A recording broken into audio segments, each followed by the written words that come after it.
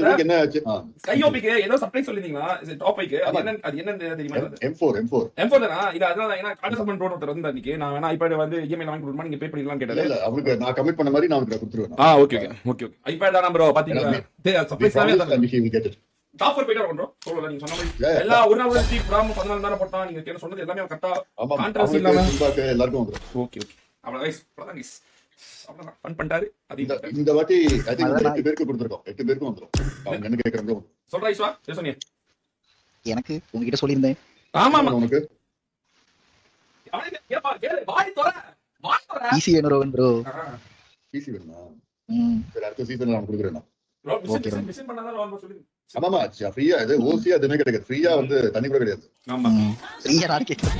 Love you from bottom of my heart. You guys amazing. Love you for your support. Thank you so much. You are on Round Pacific Gaming $20. Thank you so much darling. Very good. Thank you so much. எப்படி மனக்கு வந்து $20 கண்டுபிடிச்ச பாத்தீங்களா? மனக்கு வந்து I think அந்த experience தான் reward. அவனுக்கு reward of the experience. அத அவன் வந்து அப்ரிஷியேட் பண்ணி ஆக்சுவலி இதுதான்